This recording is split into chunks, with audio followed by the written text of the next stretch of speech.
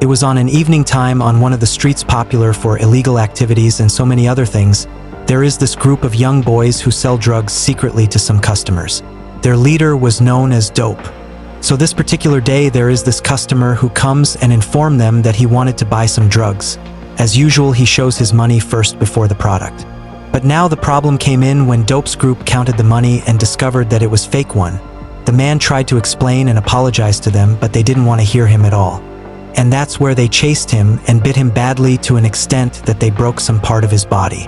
After a day or two, at the hospital, the man who was beaten up was visited by his bigger brother, who at the time was a retired cop. His brother wasn't happy at all of what his brother was done to. He was really in a bad shape because even the doctors had to transfer him into a life-supporting machine. He wanted whoever was responsible for this to pay for it, and since he had a friend who was a cop, the investigation started immediately. And that is where we meet a detective known as Jack. He was the one who was assigned to investigate the case due to his professionalism and skills. And so, without wasting of time, Jack started the investigation immediately, whereby one night Jack went to the streets to question some people to see if anyone saw what really happened. And that's where he met this boy who seemed to know what happened. But as Jack started to ask him some questions, he realized that the boy looks like he was scared of someone. But Jack assured him security in exchange for information. That's where the man told him the person responsible was known as Dope, and that he was a nephew to a man called Ripper. Jack didn't believe it at all when he had that name, Ripper. This is because Ripper was one of the top wanted people on the town due to his gang activities. Over decades, the police had been chasing him down trying to arrest him, but now the problem was that they didn't have enough evidence. So automatically Jack knew this might be an opening for them to put Ripper down and for all. All they had to do is find a way to connect his nephew's crime to him. Without wasting of time, Jack went to his bosses and discussed the matter with them. Everyone at the station didn't believe it at all since Ripper had been giving each and every one of them sleepless nights. But now the hard part was to figure out how to frame Ripper with Dope's crime. Others started suggesting to start surveillance workforce on him, while others started suggesting plan of playing undercover to him. But while they were planning all of this, what they didn't know is that among them there was dirty cops who worked for Ripper. So it was only a matter of time before Ripper knows their plan.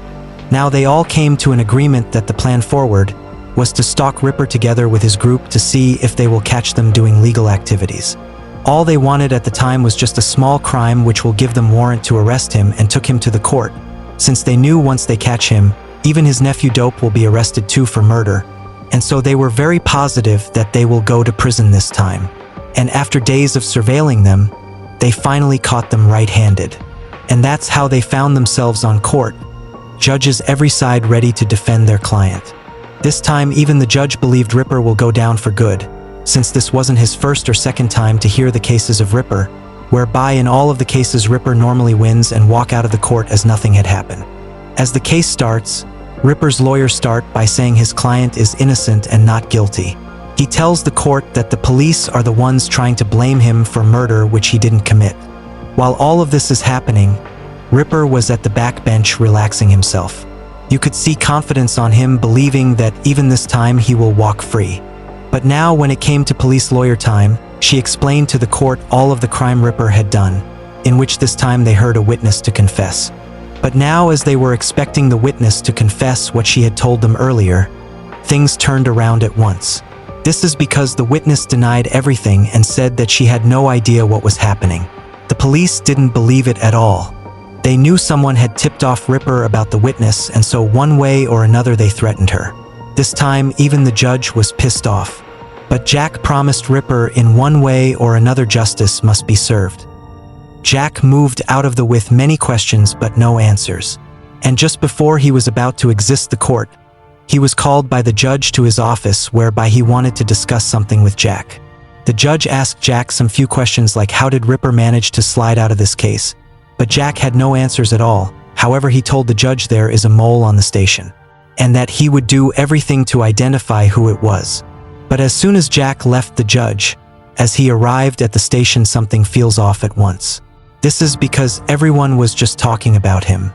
Immediately he was called by his superiors whereby he was informed that the judge called few minutes and informed them that Jack was the mole. No, everything became complicated at once. Why would Judge accuse Jack of something like that?